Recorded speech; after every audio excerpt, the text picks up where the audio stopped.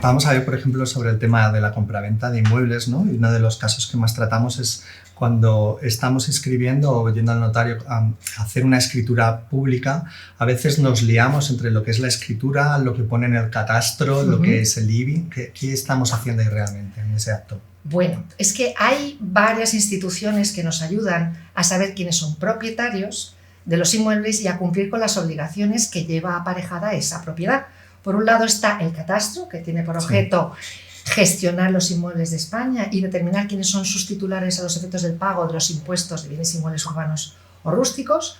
Por otro lado está el registro de la propiedad y la notaría, y el tándem registro-notaría es el que hace que el que compra, firmando una escritura pública e inscribiendo su título en un registro de la propiedad, esté plenamente protegido. Es decir, si luego resulta que el que le vendió no era el dueño y el comprador lo ignoraba, yendo a la notaría y al registro de la propiedad, su adquisición es inatacable. Se inscribe en el registro y está para siempre protegido, a salvo de demandas.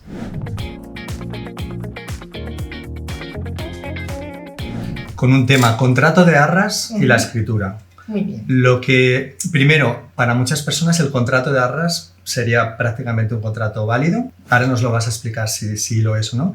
¿Y todo lo que se pone en el contrato de arras tiene que ir en la escritura o hay salvedades, hay cláusulas? Normalmente, Rodolfo, se suelen firmar contratos de arras antes de ir a la notaría a firmar la escritura. ¿Por qué? Porque así garantizas que el bien sale del mercado y está reservado para que tú lo adquieras. En el 90% de los casos que yo conozco se firman contratos de arras. Sí. Y por supuesto que tienen efectos. Generalmente se suelen firmar arras penitenciales para garantizar qué pasa si el comprador se echa atrás o lo hace el vendedor con posterioridad, antes de llegar a la notaría. Generalmente el contenido de las arras se traslada después a la escritura pública.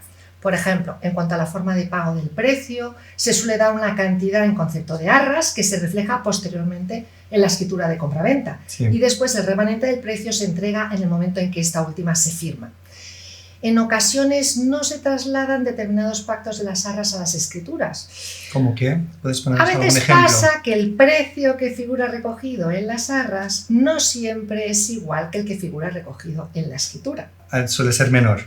Efectivamente, A veces en la pasa. escritura a veces es menor que en las arras, Sí. y eso determina que haya una diferencia, o porque se pactan cosas o se establecen estipulaciones que en las arras tenían sentido. Por ejemplo, si hay una hipoteca previa que grava la vivienda que se transmite y con el dinero de las arras el vendedor ha cancelado económicamente la deuda y ha cancelado registralmente la hipoteca, ya no es necesario hablar de hipoteca alguna en el otorgamiento de la escritura, Claro. porque la vivienda se vende en concepto de libre. Sí, sí. Pero fuera de eso, normalmente el contenido de las arras se traslada a la escritura pública.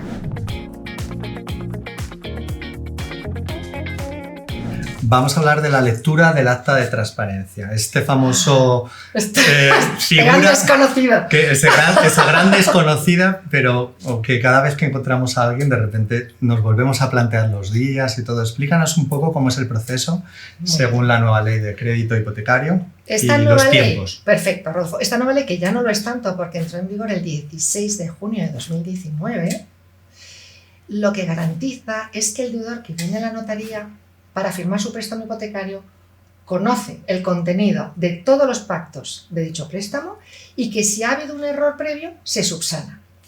Lo que el legislador establece es la necesidad de cualquier persona que vaya a firmar un préstamo, sea como deudor, como hipotecante no deudor, como avalista, un consumidor, una persona física, es que elija notario y acuda a dicha notaría para que se le expliquen las condiciones de su préstamo con al menos unos días de antelación a la firma de dicha escritura pública.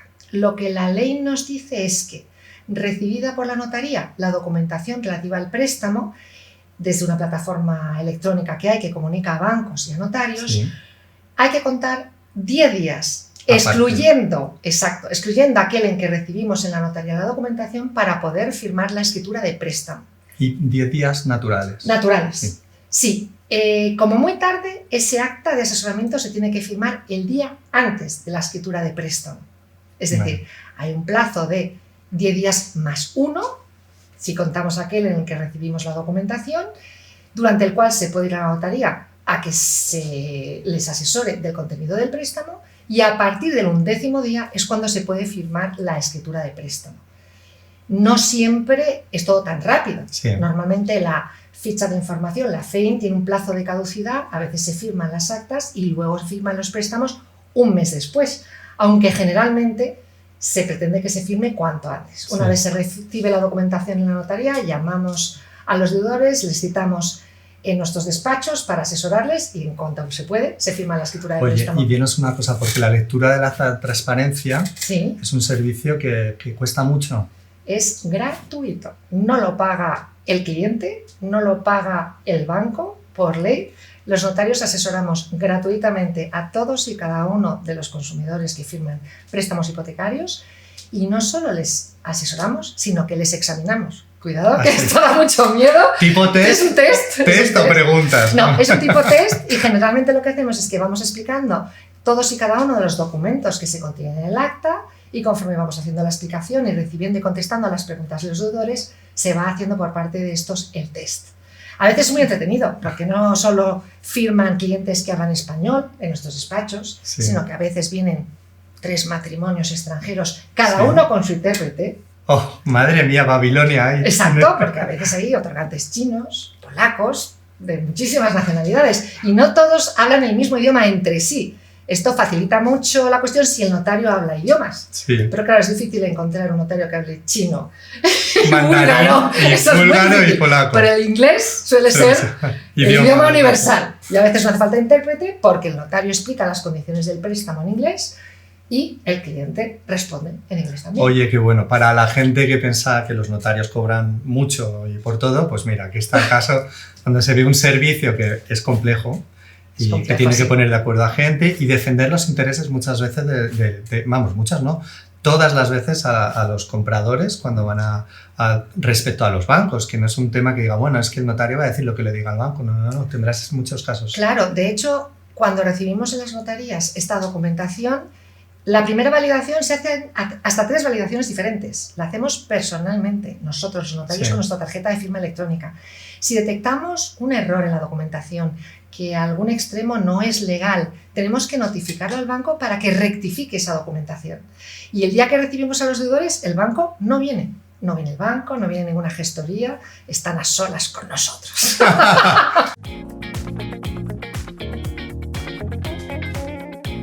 A ver, háblanos de un tema especial también para la gente que vemos mucho, que es el tema del pago, del proceso de pago en la escrituración. Háblanos de... ¿Es lo mismo para mucha gente que se plantea el día antes de ir al notario que va a hacer un cheque normal y corriente o que va a hacer una transferencia o una OMF? ¿Cuáles son los métodos que tú recomiendas y lo que ves comúnmente? Vamos a ver.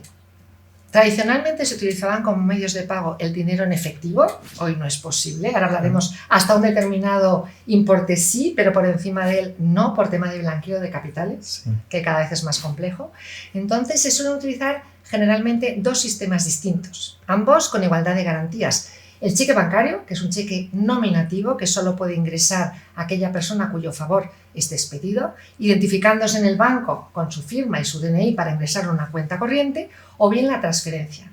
Y hay 2 tipos de transferencias bancarias. La transferencia ordinaria, que uno hace desde su cuenta, desde su smartphone o desde el banco, con destino al vendedor, o la transferencia vía Banco de España.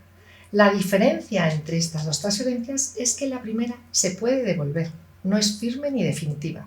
La transferencia ordinaria que yo te hago ahora, Rodolfo, desde mi móvil a tu cuenta bancaria, se puede retroceder, la puedo echar atrás. O sea, me la podrías presentar como que me has pagado, decir que tienes el justificante. Y cuando te vas de la notaría, la revoco.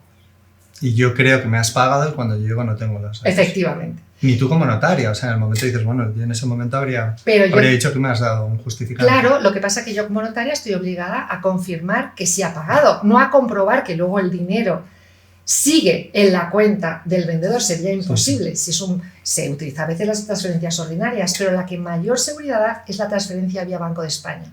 Es una transferencia que se hace de forma inmediata, en el mismo día, y que no puede retrocederse. Entonces eso evita el problema de que luego haya una retrocesión de la misma. El dinero siempre va a estar a disposición del vendedor. ¿Cuál de los 2 sistemas recomiendo? o el cheque bancario nominativo o la transferencia vía Banco de España. La ventaja de la segunda, de la transferencia respecto del cheque, es que el vendedor tiene ya el dinero ingresado en la cuenta sin necesidad de luego ir al banco, identificarse con su DNI, firmar el cheque. Entonces tiene la ventaja de la inmediatez, pero ambos sistemas son perfectamente recomendables. Hay muchos compradores o se lo plantean, ¿no? Si hacer el vía OMF o Banco de España porque es un poco más carillo. Efectivamente, eso también importa. Que por ahorrarse las comisiones, eso, sí. Por ahorrarse eso se plantean esta duda que nos dice de hacer una transferencia ordinaria cuando por seguridad sería pues no sería recomendable. No. Y sobre todo lo que pido es que no dejen los vendedores y los compradores el tema de cómo pagar para el último día. Lo piensen con antelación, hablen con su banco, elijan la forma de pago más adecuada y antes de venir a la notaría comprueben si son cheques bancarios que los nombres vienen correctamente consignados y si son órdenes de transferencia que todos los datos son correctos, porque es un motivo bastante frecuente de retrasos en la firma y de cancelaciones el hecho de que cuando vienen a la notaría los cheques están mal emitidos. Si son las 9 de la mañana es posible arreglarlo, pero si son las 3 de la tarde de un viernes no hay otra solución más que retrasar la firma hasta el lunes siguiente. Madre, por no haber hecho los nombres. Lo que hablábamos al principio, yo me llamo Rodolfo Ignacio, me emites el cheque a nombre de Rodolfo Ignacio Moreno Manzanares y de repente llega un sitio y dices, que este señor se quitó el Ignacio hace ya 5 años, en el DNI lo pone. Fíjate, lo del segundo nombre, si uno va a ingresar el cheque en una entidad bancaria de confianza, no suele ser tan importante. Los apellidos sí. En mi caso, por ejemplo, Eva María Fernández Medina, pues si me hacen el cheque a Eva Medina o Eva María Medina y falta el Fernández, puedo ser yo o no serlo. Sí. O en vez de poner Fernández, escriben Hernández. Esos son los problemas fundamentales, un error en los apellidos. Una pregunta, ¿por qué tú no te has juntado los apellidos? En el mundo notarial no tendrías que ser un de Medina.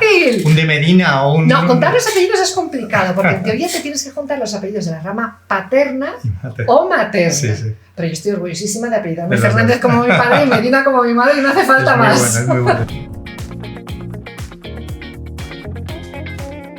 A ver, Eva, háblanos del pago en efectivo. Esto que antes veíamos en las notarías donde la gente iba con fajos gordos y carteras de billetes, ¿esto se puede hacer ahora? No. Se puede hacer hasta un importe determinado por tema de blanqueo de capitales.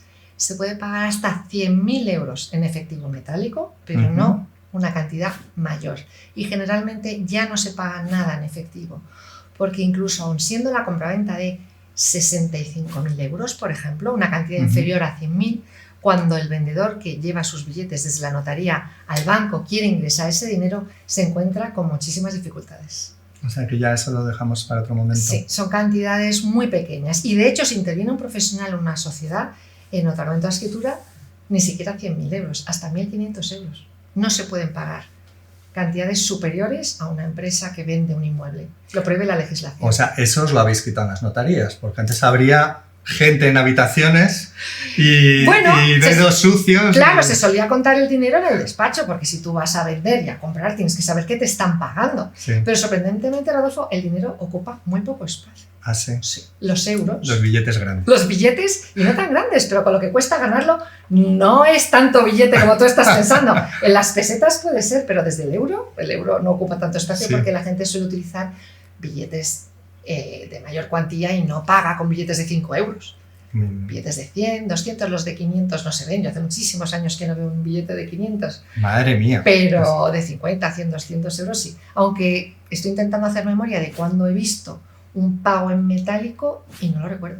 Pues mira, yo vi el otro día en Barcelona, estuvimos cenando con unos compañeros de profesión y al terminar la cena, cuando habíamos pagado la cuenta con tarjeta y de repente pasando por la caja veíamos que estaban contando en el restaurante billetes y había billetes morados, había púrpura, había de todos los colores, amarillo, decíamos, pero sí, creíamos que ya no había billetes, oye, en el restaurante se tenía... Puede que en un restaurante sí, porque a lo mejor la cuantía es pequeña, 100 y pico euros y los pagas en metálico, pero en una notaría no pues nos pasa. Oye, cuéntanos, Eva, cuando tú transmites una propiedad, además de la escritura hay un momento, no sé si cómo llamarlo, pero es anecdótico, un momento en el que tienes que traspasar las llaves. Sí. Tú que has visto en la notaria, esos manojos de llaves, ¿cómo es eso? Bueno, es muy divertido porque nadie, Rodolfo, se olvida de cobrar y de pagar, pero de las llaves, 90% de la gente se olvida de ellas. Con los nervios y eso, al final Sí, de la llave. nada, firman la escritura, casa. cobran, pagan y ya como que se han olvidado. Entonces estamos ahí diciendo un momentito la entrega de las llaves. Entonces, ¿Es obligatorio que el vendedor entregue las llaves? sí, salvo que el comprador las tenga de antes, que a veces nos pasa. También. Puede ser un inquilino que adquiere la propiedad de la vivienda que ha tenido alquilada hasta ahora, pero lo normal es que la traditio, que se llama así del derecho romano, la entrega de la posesión, Sí. se produzca en el momento de la firma de la escritura. Es verdad que a veces vienen con cajas, todo tipo de mandos, todo tipo de llaves, y alguna vez me ha preguntado algún comprador, ¿y cómo sé que son estas las llaves de mi casa? Y yo no le puedo decir más que tiene que comprobarlas Sí, para quedarse tranquilo, y si no funcionan como la casa es suya desde el momento en que firma la escritura, cambiarla. que las cambie, por Claro. seguridad. Claro, pero esto hemos llegado a ver pues manojos, personas con 5 manojos de llaves tratando de explicar en la notaría Sí, cómo para funciona y qué para qué sirve cada y una. este cerrojo, pues no sé de qué es esta llave, porque Pero es imposible, cuando uno se va en la notaría no se entiende, no se sabe, ya no se acuerda uno de si la llave es para abrir el buzón o el portal de la entrada. Lo que hay que hacer es, cuando se lleva sus llaves, es probarlas. Sí. La única opción de enterarse de qué llave sirve para abrir qué es utilizándolas. La traditio, la prueba traditio, ¿no? Exacto, Tradicional. la prueba. La apertura de Oye, la pero es que llave. vamos muy nerviosos a las notarías. Es normal. ¿Y por qué es esto? Tú has tenido que ver de todo, o sea, ¿te has encontrado a alguien alguna vez que le haya dado un infarto?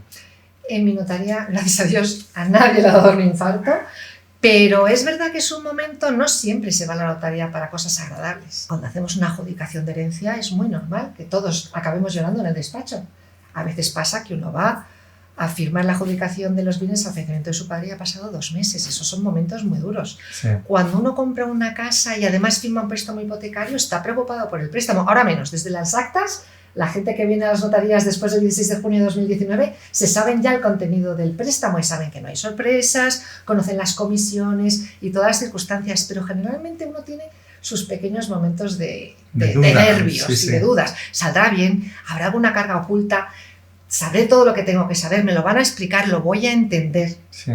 Esa es una gran preocupación que tiene todo el mundo. Vemos todo tipo de comportamientos, ¿no? También vendedores muchas veces que han vendido pues, propiedades por un importe altísimo y que luego no están felices o que terminan y se ve como, y estás saliendo de aquí con 1 millón de euros y todavía estás... Pero a lo mejor ha vendido la casa que era de su difunta esposa. Ya, claro. O ha tenido que venderla porque no puede pagarla. Sí. Es decir, hay muchas cosas que llevan a vender, a comprar, a firmar escrituras y no siempre en el mismo acto se ponen encima de la mesa. Entonces, emocionalmente también Sí. hay vínculos con las cosas que uno vende o que adquiere y luego la gente maneja la tensión como puede.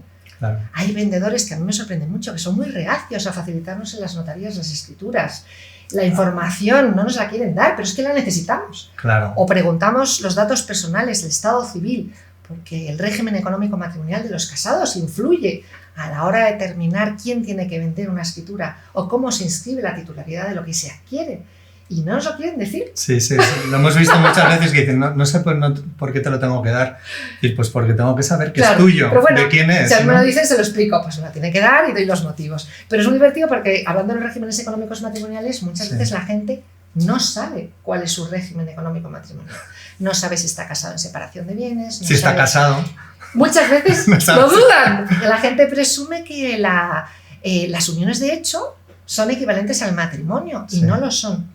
Sí, lo Los vamos a ver en una casados, parte. exacto, están casados y los que tienen una pareja estable no lo están.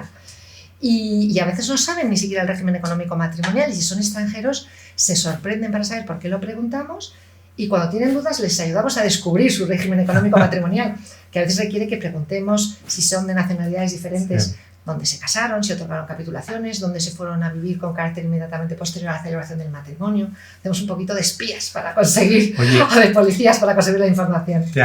Vamos a hablar luego de la parte del régimen económico matrimonial, por esto que vemos las operaciones muchas veces con no residentes y, Sí. hay que tratarlo. Solo son 3 horas de entrevista, luego repetimos. No. Nos damos un baño y repetimos.